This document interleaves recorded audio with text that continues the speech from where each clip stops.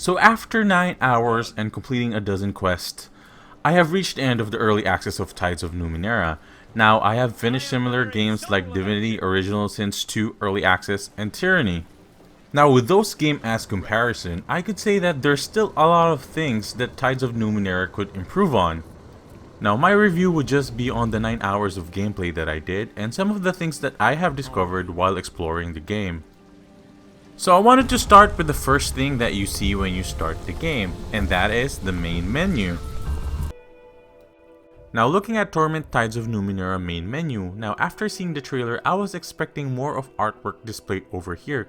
It didn't give me the wow factor and it didn't pull me into what the game would be like. Now the setting of the game is epic and I would have appreciated to see a little bit of artwork in the background. Now you might disagree, but let me show you some of the menus that I'm talking about. Take a look at this Divinity Menu.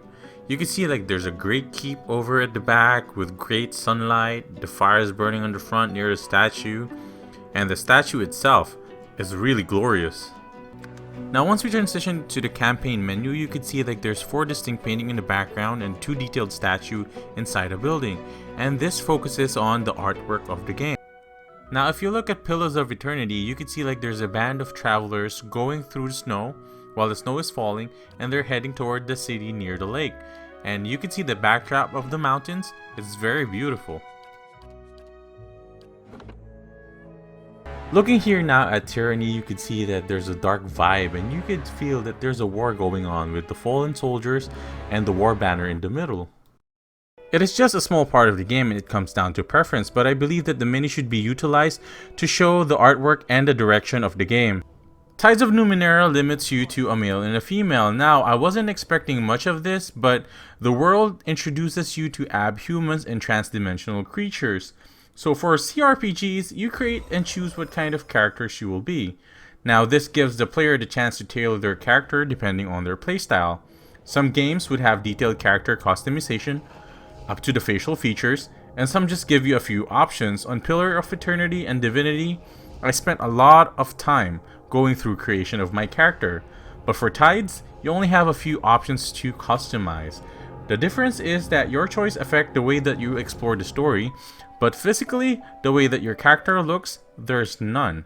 Aside from the custom armor that you would get and weapons, that would be it. Now looking at Divinity Original Sin 2 character creation, you can see that it's visually stunning, it's well laid out. There's so many options that you could go to tailor it to your game style and preference. You could choose the race, you could choose your ability, and there's so much more. Now this is just my personal opinion, but if you look at the trailer, the cast-offs have different looks. Now looking at Pillars of Eternity.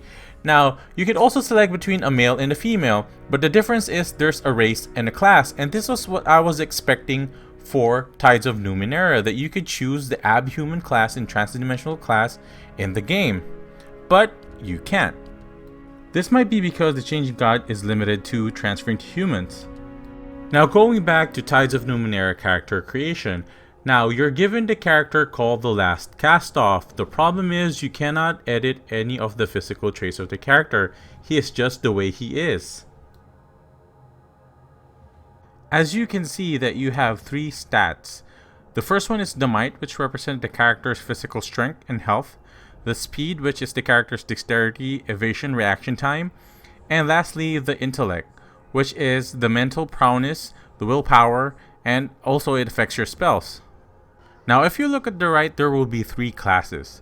The Glaive, the Jack, and the Nano. Now the Glaive is the warrior of the game. Now he specializes in light and heavy armor. If you look down, the abilities and features, also on the left side the skill would change if you change the character type. The Jack is like the assassin and the rogue for the game. Now if you're like me that likes spells, you're a spell slinger, you would choose the Nano. These are the mages. Now this is where it gets interesting. You could use your stats, the might, speed, and intellect to increase the chance of success of a specific action. Now they call this the effort system. So what it means is that even if you don't have the specific class or ability that the quest requires, as long as you have expendable effort points, then you could have a higher percentage of success. Now the skills and abilities you could customize up to an extent, but I would say that it's comprehensive enough for you to realize how it could be used towards the exploration of the game. He smashed a talk. So wonder he's still breathing. All I saw was a corona, not his origin point. But look, he's healing already. Spontaneous regeneration. Now, looking at this small sample of voice acting, I could say that it is well executed, but I'm hoping that in the full game there will be more events like this. Now let's talk about the effort system of the game. In this sample, the dialogue and interaction allowed me to use my skill smashing, and putting in enough effort points allow me to increase the percentage of success. If you haven't watched the trailer yet, I suggest that you pause this video and go watch it so you could relate more on the things that I'm gonna talk about. So the main antagonist shows itself on the early stages of the game. Now in this tutorial, it would show you what a crisis is. And a crisis is a dangerous situation that your characters gets into. A crisis is a dangerous situation, but what it does is it enters you into a battle mode, and the battle mode here are turn-based. It also says here that you could fight, sneak, manipulate the environment, or talk your way out of trouble. The battle system is quite easy to understand. When you look at it, you could see that you could attack, move, or use an ability, and it also utilized the effort system where you could increase the percentage of it hitting your enemy and also increasing the damage and effects. With my experience with dialogues with characters and quest-driven interaction, I could say that Tides of Numenera has a unique approach to the game.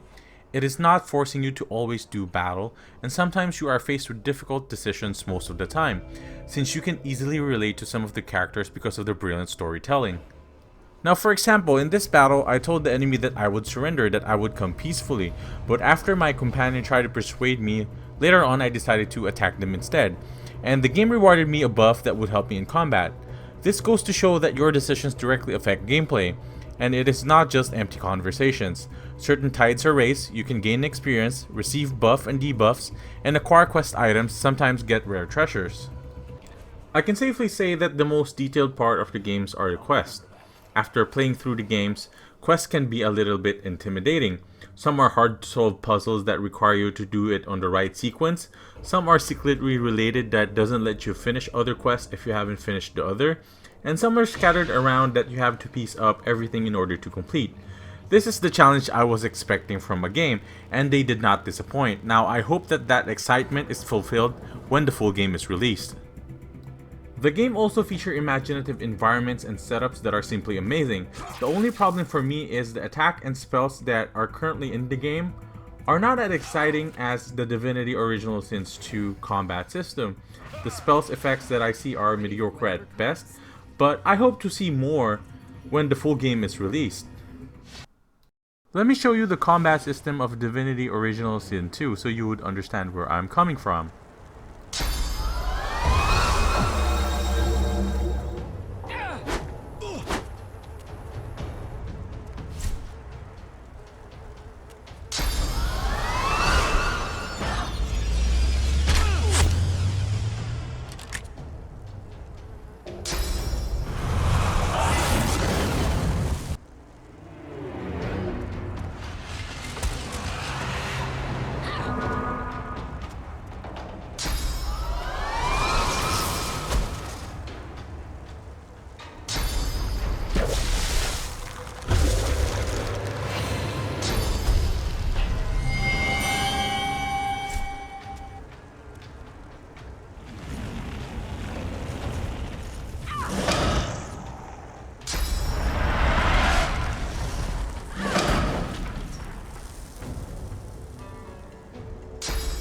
And this is why I want more from Torment Tides of Numenera. Now, for my final thoughts, since I already own the game, I'm sure that I will play through and complete it. Quests are rewarding, the logs are very descriptive, and it pulls you and make you highly engaged in the story. Exploration is visually rewarding as you explore a lot of unique areas.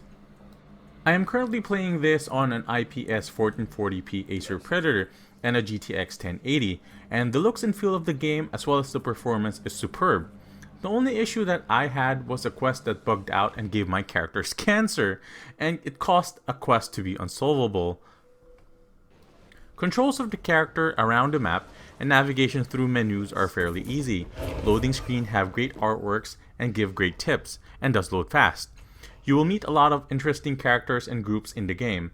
Some of them gave me an impression that they were purely evil, but after going through the dialogues and quests, trying to know them, trying to know where they came from, I found out that I was completely wrong, and that really got me going.